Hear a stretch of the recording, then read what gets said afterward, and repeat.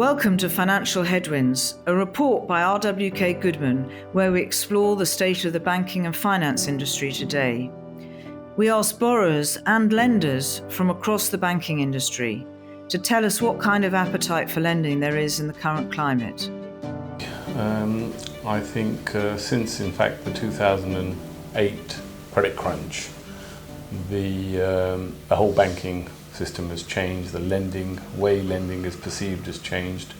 There's a huge amount of pressure on the banks to ensure that bad debt doesn't develop, and that makes it very difficult to raise funds through the traditional methods as we've done over the years. And also it's very sector specific, so some banks will just not lend for developments. Some banks will suddenly be lending to care and then make a U-turn and no longer be lending to care. Adam Bovingdon at United Trust Bank recognises the challenges that financial headwinds are having on borrowers in the property development space. So I think all kind of thrown together, you probably wouldn't be waking up now, I think, to be a new entrant to the house building and development marketplace.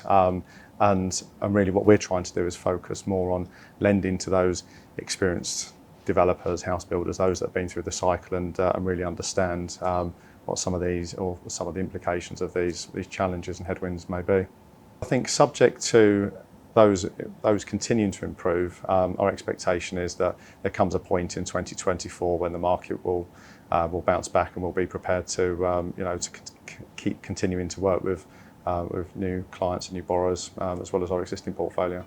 The UK housing shortage remains a serious barrier to aspiring homeowners. Ben Barbanel at Oak North Bank discusses the factors driving this shortage and the role of lenders in the real estate market. So we'll continue to lend through the cycle. That's something that we've always said we'll do. If you look at the housing market and how that's kind of stalled in terms of stock through every cycle, it's as a result of lenders not supporting developers through the cycle. That's why we're in such a mess in terms of shortage of housing.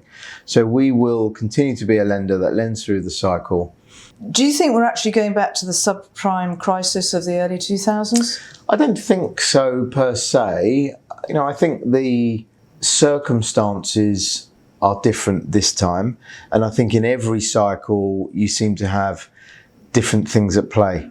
I think even for a youngster, we all got blinded by where interest rates were, and we've had far too long of interest rates at effectively nothing. Zero.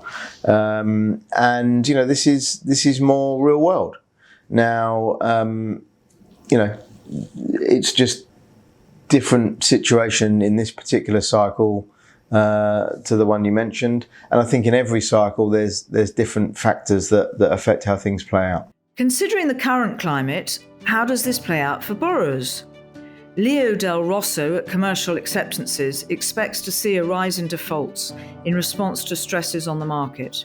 I think naturally defaults are going to increase across the industry. That's only natural in the residential sector, where people's incomes are maybe a bit more stress tested with the cost of living.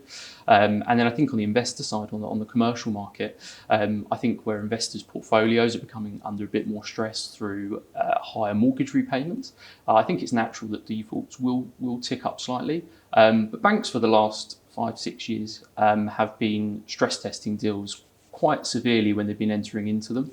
So a lot of that has been factored into the initial underwriting. So I think we'll see defaults increase, but I don't think we'll see it on a large scale because banks are prepared for it and have been modelling for it for a while.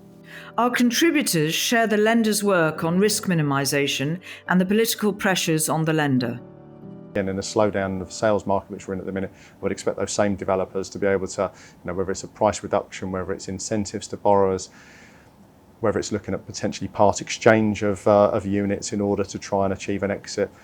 That's what we expect, and so it kind of goes back to, hopefully by picking the right developers and house builders to work with on day one, then actually we'll find that we end up with the right results going through, and therefore avoiding any defaults and whatnot.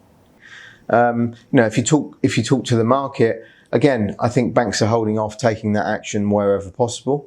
There's a lot of political posturing still. Is there pressure on the lenders not to take action? I think so. Yeah, there always is. Go to our Financial Headwinds report to learn more about how the current economic landscape is affecting lending patterns.